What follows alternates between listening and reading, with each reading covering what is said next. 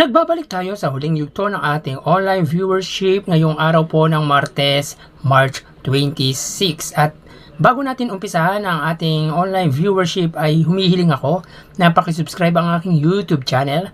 Pakiclick ang bell icon para lagi kayong updated sa mga bagong video na ilalabas ko. So mga kaparokya, quick recap lang po tayo sa nangyaring online viewership sa unang yugto at ikalawang yugto. Para po sa Itbulaga, ang nakuha nilang total sa unang yugto ay 89,000 viewers. Samantalang ang It's Showtime naman ay nakakuha ng 104,000 live viewers. Sa ikalawang yugto naman, ang Itbulaga ay nakakuha ng 97,000 live viewers. So, ibig sabihin po niyan ay tumaas po ng 8,000 viewers ang idinagdag ng Itbulaga. Samantalang ang It's Showtime naman ay nabawasan po ng 5,000 viewers sapagkat sa unang yugto sila ay may 104,000 at ngayon ay may 99,000 live viewers pagdating sa ikalawang yugto. At yun po ang lumabas sa online viewership sa unang yugto at ikalawang yugto. So tara tingnan natin ang live viewership pagdating sa huling yugto.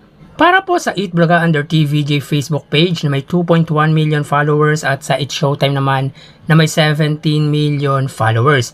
So as of 2:13 PM, makikita po natin dito na ang Itbulaga ay still ang Love Thy Neighbor ang kanilang EB Lenten special. At makikita po natin na may 12,900 viewers po sila. Ang It's Showtime naman, makikita po natin na ang segment nila ay ang Tawag ng Tanghalan, ang huling pagtatapat na may 4,100 viewers. So click po natin para makita po natin yung actual numbers ng viewers ng dalawang bigating noontime show. Para po sa Itbulaga sila ay may 13,000 viewers at ang It's Showtime ay may 4,100 viewers. So ulitin po natin mga kaparokya, as of 2:14 PM ang Itbulaga sila ay may 13,000 viewers at ang It's Showtime ay may 4,000 live viewers. So makikita po natin dito mga kaparokya na angat pa rin po pagdating sa Facebook Live ang Itbulaga. So mapunta naman po tayo sa YouTube channel ng TV Network.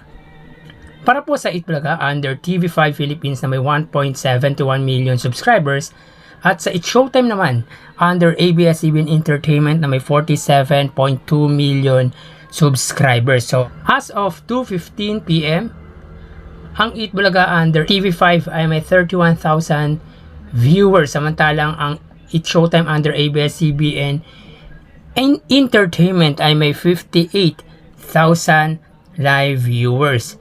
So ulitin po natin mga kaparokya, as of 2:15 PM ang Itbulaga, makikita po natin dito sila ay may 31,000 viewers. So sa ikalawang yugto mga kaparokya, ang Itbulaga under TV5 ay may 27,000 at ngayon sila ay may 31,000.